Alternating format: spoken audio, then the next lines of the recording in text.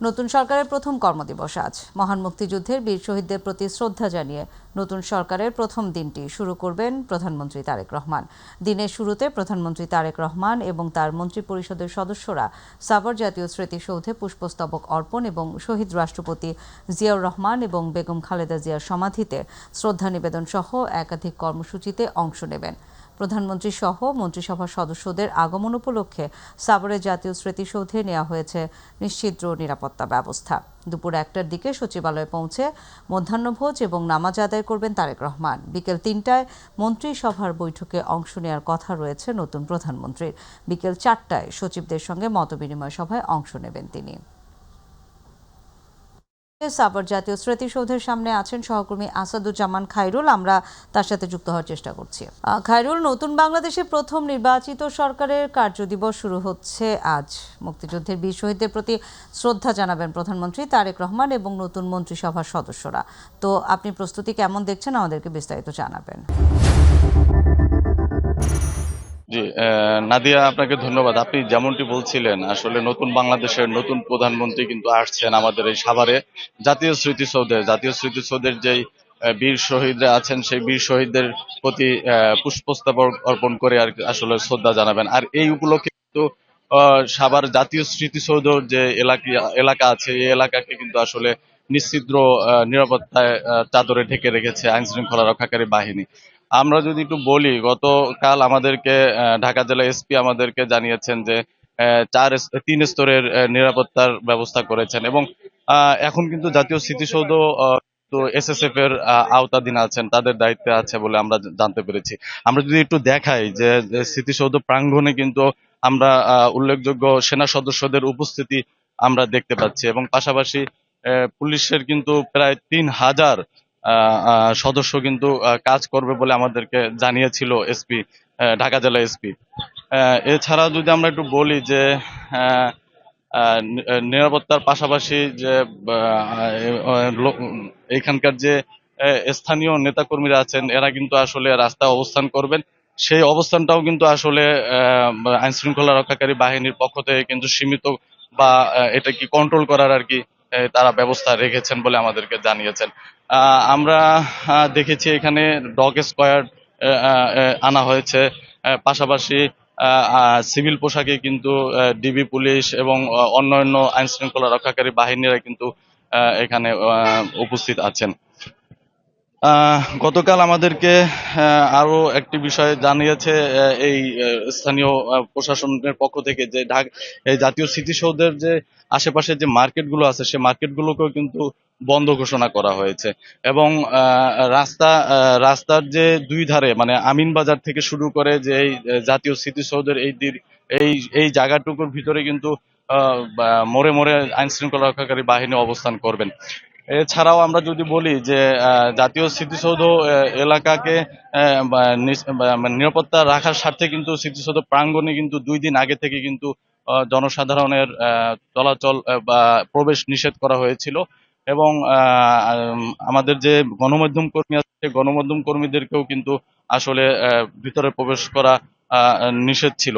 তো আমরা যদি একটু বলি যে আসলে সব মিলিয়ে জাতীয় স্মৃতিসৌধ কিন্তু এক প্রকার নিরাপত্তার চাদরে ঢেকে আছে এবং ঢেকে রাখা হয়েছে এবং আহ, আহ, নতুন প্রধানমন্ত্রী আসবেন ঠিক 11টায় এখানে প্রবেশ করার পরে কিন্তু 11টা 35 মিনিটে এখান থেকে বের হয়ে যাওয়ার একটি আমরা শিডিউল পেয়েছি।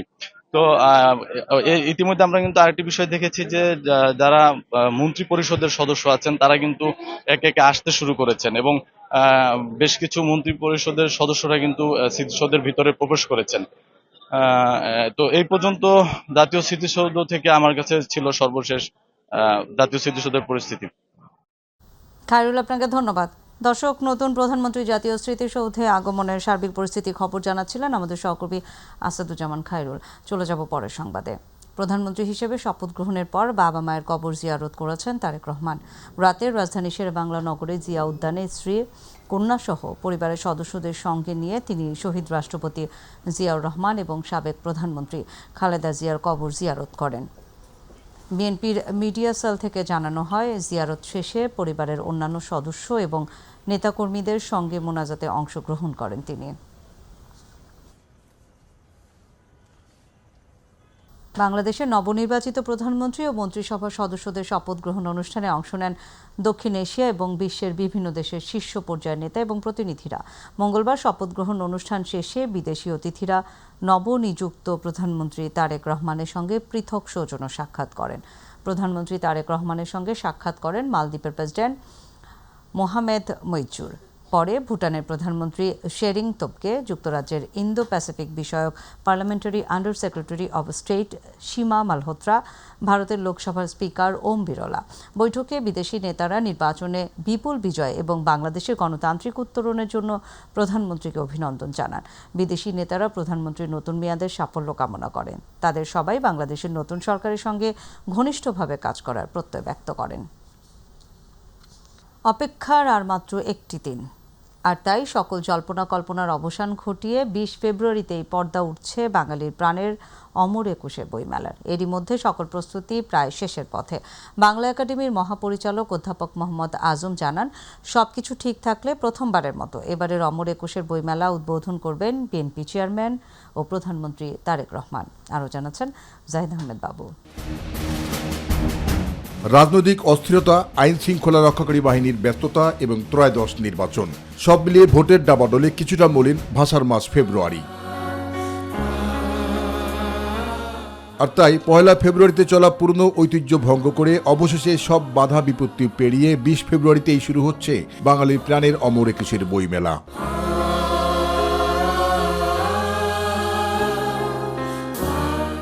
এরই মধ্যে মেলা সাজানোর সকল প্রস্তুতি প্রায় শেষের পথে বলে জানান মেলার অবকাঠামো নির্মাণ কাজের শিল্পীরা। আর কাজ শেষ হবে 19 তারিখে। 19 তারিখে রাতে কাজ শেষ করতে হবে। এই আছে 4-5 দিন। এই 4-5 দিনে তো কাজ শেষ হওয়ার কথা না। প্রকাশকরা জানান, যেহেতু বইয়ের প্রতি এদেশের বইপ্রেমীদের একটা ভালোবাসা রয়েছে, সে কারণে বেচা বিক্রির ক্ষেত্রে প্রবাহিত করবে না রোজার মাস। এই মেলাটা পিছিয়ে এখন ফেব্রুয়ারিতেই হচ্ছে, নির্বাচন পরবর্তী সময়, পাশাপাশি রমজান, সব মিলায় বলা যায় আমরা একটা দোদুল্যমান অবস্থায় আছে আর কি। হয়তো ঘুরতে আসার শ্রেণীর লোকটা হয়তো কমে যাবে, কিন্তু যারা পাঠক শ্রেণী রয়েছে তারা আমরা আশাবাদী যে আসবে ইনশাল্লাহ মেলায়। আর বাংলা একাডেমির মহাপরিচালক বললেন, এবার নির্দিষ্ট সময়ে একুশের বইমেলা শুরু না হলেও রোজার মাসে বইমেলা ফিরে পাবে ভিন্ন আমেজ। পয়লা ফেব্রুয়ারি থেকে মেলার তারিখটা দিতে পারি নাই, তার কারণ হলো আমাদের রাষ্ট্র আইন শৃঙ্খলা রক্ষাকারী বাহিনীর পুরোপুরি সহায়তা পাওয়া যাবে না মর্মে আমাদেরকে এটা নিষেধ করেছিল। যারা এখন মেলা করবেন না বলছেন, তারা এটা কবে করবেন সেই ব্যাপারেও কিন্তু একটা বিরাট ধোঁয়াশা আছে। তারা বলছেন যে ঈদের পরে মার্চে করবেন, কিন্তু ঈদ হলো 20 মার্চ, আপনাকে করতে হচ্ছে বৈশাখ মাসে। তো বৈশাখ মাসে তো আসলে মেলা হতে পারে না। জানান, সবকিছু ঠিক থাকলে 20 ফেব্রুয়ারি বাঙালির প্রাণের একুশের গ্রন্থমেলা এই প্রথমবারের মতো উদ্বোধন করবেন জাতীয়তাবাদী দলের চেয়ারম্যান ও প্রধানমন্ত্রী তারেক রহমান। নতুন সরকার আমাদেরকে যদি অন্যরকম কোনো ইনস্ট্রাকশন না দেয়, তাহলে এটা আসলে 20 তারিখ থেকেই করতে হবে। জাগরণের মাস ফেব্রুয়ারি এবার খানিকটা নীরবে এলেও অবশেষে সামগ্রিক বাস্তবতার আলোকে আবারও সরব হয়ে উঠবে বাঙালির প্রাণের অমর একুশের বইমেলা। তাই প্রকাশকরা বলছেন, বইয়ের প্রতি বাঙালির অগাধ ভালোবাসা রয়েছে, তাই ভাষা শহীদদের স্মরণে আয়োজিত প্রাণের এই মেলা রোজার মাসেও প্রাণে প্রাণ মিলবে লাখো প্রাণের পদচরণায়। জাহিদ আহমেদ বাবু, মাই টিভি, ঢাকা। ত্রয়োদশ জাতীয় সংসদ নির্বাচনে মাগুরা 2 আসন থেকে সংসদ সদস্য নির্বাচিত হওয়ার পর অ্যাডভোকেট নিতাই রায়চৌধুরীকে সংস্কৃতি বিষয়ক মন্ত্রণালয়ের মন্ত্রীর দায়িত্ব অর্পণ করা হয়েছে। তার এই দায়িত্ব প্রাপ্তিকে কেন্দ্র করে তার নিজ উপজেলা মোহাম্মদপুরে আনন্দ উচ্ছ্বাস দেখা যায়। এই উপলক্ষে মঙ্গলবার সন্ধ্যা স্থানীয় বিএনপি এবং অঙ্গ সংগঠনের নেতাকর্মীরা মিষ্টি বিতরণ ও শুভেচ্ছা বিনিময় করেন। অনুষ্ঠানে জেলা বিএনপির সদস্য মইমুর আলী মৃধা, উপজেলা যুবদলের আহ্বায়ক ও তরিকুল ইসলাম তারা এবং উপজেলা স্বেচ্ছাসেবক দলের আহ্বায়ক আরিফুজ্জামান মিন্টন সহ দলীয় নেতৃবৃন্দ উপস্থিত ছিলেন। অনিন্দ্য ইসলাম অমিত নবগঠিত সরকারের মন্ত্রিসভায় বিদ্যুৎ, জ্বালানি এবং খনিজ সম্পদ মন্ত্রণালয়ের প্রতিমন্ত্রী হিসেবে শপথ গ্রহণ করার যশোর 3 আসন থেকে নির্বাচিত এই সংসদ সদস্যের মন্ত্রিত্বের খবরে জেলা জুড়ে বিএনপি নেতাকর্মী এবং সমর্থকদের মধ্যে বাঁধ ভাঙা উচ্ছ্বাস এবং আনন্দ মিছিল করেছেন যশোরের বিএনপি নেতাকর্মীরা। মঙ্গলবার বিকেলে শপথ গ্রহণের খবর ছড়িয়ে পড়ার পর যশোর শহরের লালদিঘির পাড় জেলা বিএনপির কার্যালয়ের সামনে বিভিন্ন প্রান্ত থেকে নেতাকর্মীরা জড়ো হন। সেখানে উৎসব মুখর পরিবেশের সৃষ্টি হয়। বিকেল 5টায় জেলা বিএনপির ব্যানারে একটি বর্ণাঢ্য আনন্দ মিছিল বের করা হয়।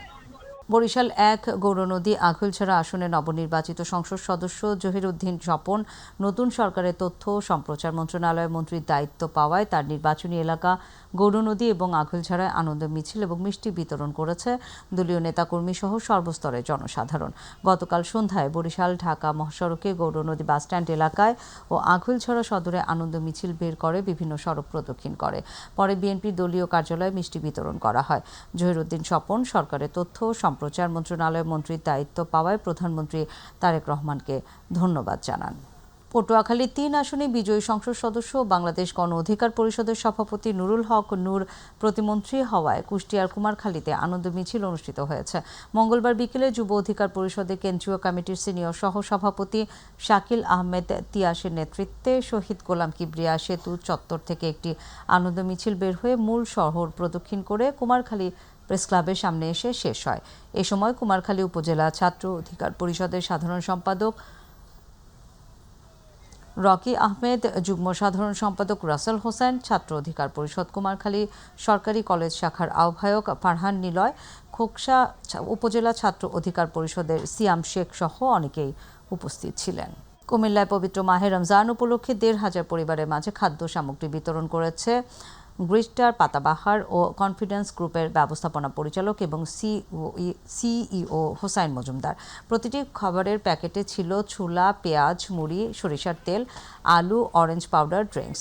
মঙ্গলবার সন্ধ্যার পর থেকে গভীর রাত পর্যন্ত নিজ এলাকা জেলার দেবিদ্বার উপজেলার জয়পুর, আসানপুর, সুলতানপুর, কামারচর, নূরপুর, নবাবগঞ্জ, বিষ্ণুপুর, সাইচাপাড়া, জগন্নাথপুর, খলিলপুর, ফতেহাবাদ, লক্ষ্মীপুর, হেতিমপুর, কালিকাপুর সহ অন্তত ২৫টি গ্রামের ১৫০০ পরিবারের মাঝে তিনি এসব খাদ্য সামগ্রী বিতরণ করেন। হোসাইন মজুমদার বলেন, আল্লাহর সন্তুষ্টির জন্য প্রতি বছরের ন্যায় এবছরও এলাকার মানুষের কাছে এসব খাদ্য সামগ্রী পৌঁছে দেওয়া হয়েছে। আগামী দিনেও মানুষের পাশে থেকে সহযোগিতা অব্যাহত রাখার প্রত্যয় ব্যক্ত করেন তিনি। চট্টগ্রামের বোয়ালখালীতে স্বেচ্ছায় রক্তদান কর্মসূচি সফলভাবে সম্পন্ন করেছে আঞ্জুমানে মুক্তাবিয়েনে গাউসে মাইজভান্ডারি।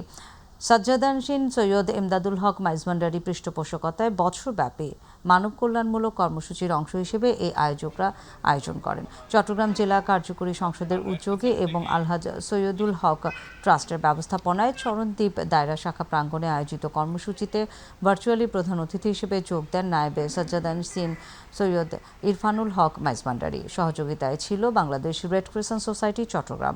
এদিন সংগ্রহ করা হয় ৩৩ ব্যাগ রক্ত।